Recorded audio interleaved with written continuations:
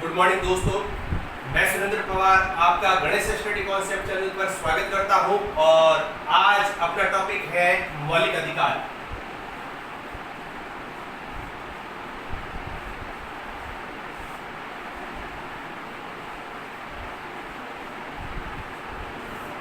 आज अपना जो टॉपिक है वो टॉपिक है मौलिक अधिकार मीन्स फंडामेंटल राइट्स।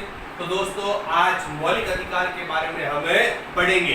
तो दोस्तों मौलिक अधिकार की शुरुआत करते हैं तो सबसे पहले पॉइंट ये आता है मौलिक अधिकार के संदर्भ में कि विश्व में मौलिक अधिकार का जनक किस देश को माना जाता है।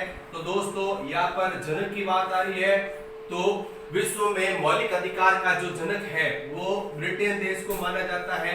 ये चीज आपको ध्यान रखनी है कि विश्व में मौलिक अधिकार का जनक ब्रिटेन देश को माना जाता है। और नेक्स्ट, अगर विश्व के किसी लिखित संविधान में अगर सर्वप्रथम किसी ने मौलिक अधिकारों को जोड़ा, विश्व के किसी लिखित संविधान में सर्वप्रथम अगर मौलिक अधिकारों को जोड़ने वाला जो पहला देश था वो था यूएसए या संयुक्त राज्य अमेरिका। एक ऐसा देश था जिसके द्वारा सर्वप्रथम मौलिक अधिकारों को भारतीय संविधान में जोड़ा गया था। नेक्स्ट, अब दोस्तों नेक्स्ट आगे बात करते हैं तो पॉइंट आता है मौलिक अधिकार जो है वो मौलिक अधिकार की प्रकृति कैसी है। तो दोस्तों मौलिक अधिकार की प्रकृति जो है वो प्रकृति है नकारात्मक, मीन्स दोस्तों वाद योग्य है।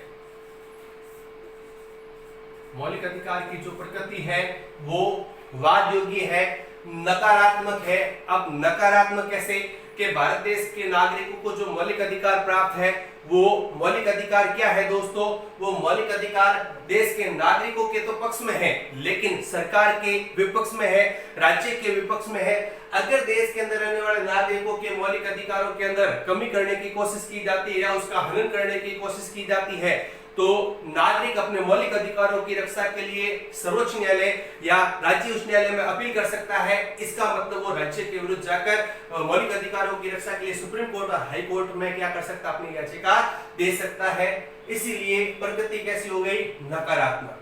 फिर दोस्तों पॉइंट आता है जो मौलिक अधिकार का जो उद्देश्य है वो उद्देश्य क्या है।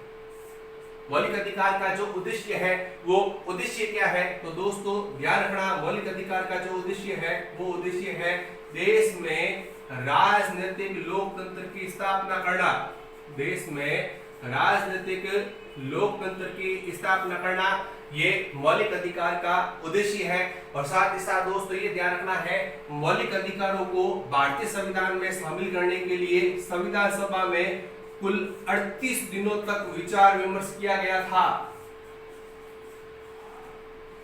मौलिक अधिकारों को भारतीय संविधान में शामिल करने के लिए कुल 38 दिनों तक विचार विमर्श किया गया था। और नेक्स्ट फिर बात करते हैं मौलिक अधिकारों में तो 1895 में स्वराज्य विधेयक के अंतर्गत 1895 में स्वराज्य विधेयक के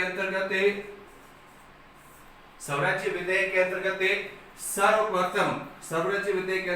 सर्वप्रथम भारतीय नागरिकों के लिए जो मौलिक अधिकारों की जो मांग करने वाला जो पहला व्यक्ति था वो पहला व्यक्ति था बाल गंगाधर तिलक।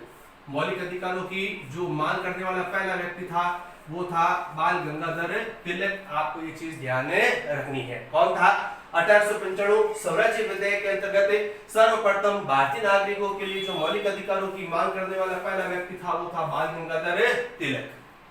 नेक्स्ट 1928 के अंदर एक नेहरू रिपोर्ट प्रस्तुत की गई थी जिसको संविधान का ब्लूप्रिंट भी कहा गया था, नेहरू रिपोर्ट। और इस नेहरू रिपोर्ट में मौलिक अधिकारों को शामिल किया गया था। किसमें? नेहरू रिपोर्ट में मौलिक अधिकारों को शामिल किया गया था। फिर नेक्स्ट बात करेंगे 1931 कांग्रेस के कराची अधिवेशन में 1931 कांग्रेस का एक कराची अधिवेशन हुआ था और इस कराची अधिवेशन की जो अध्यक्षता की थी वो अध्यक्षता की थी सरदार वल्लभ भाई पटेल ने। और इस बैठक में कांग्रेस के कराची अधिवेशन में क्या हुआ था, मौलिक अधिकार की जो मांग थी उस मौलिक अधिकारों की मांग को दोहराया गया था। ये चीज आपको ध्यान रखनी है, मौलिक अधिकारों की मांग को दोहराया गया था 1931 कांग्रेस के कराची अधिवेशन में। फिर दोस्तों आपको ध्यान रखना है कि अब मौलिक अधिकारों को लेकर एक मौलिक अधिकार समिति बनाई गई थी और उस मौलिक अधिकार की जो समिति थी उस समिति का जो अध्यक्ष बनाया गया था वो अध्यक्ष बनाया गया था सरदार वल्लभ भाई पटेल को। किसको बनाया गया था, सरदार वल्लभ भाई पटेल को, जो देश के प्रथम उप प्रधानमंत्री और देश के प्रथम गृह मंत्री भी थे। ये चीज आपको ध्यान रखनी है, सरदार वल्लभ भाई पटेल। और मौलिक अधिकार उप समिति का जो अध्यक्ष बनाया गया था वो उप समिति का अध्यक्ष बनाया गया था जेबी कृपलानी को। मौलिक अधिकार उप समिति का जो अध्यक्ष बनाया गया था वो बनाया गया था जेबी कृपलानी को बनाया गया था। तो दोस्तों यहाँ पर हमने मौलिक अधिकारों का एक पॉइंट क्लियर किया। मौलिक अधिकार मैं आपको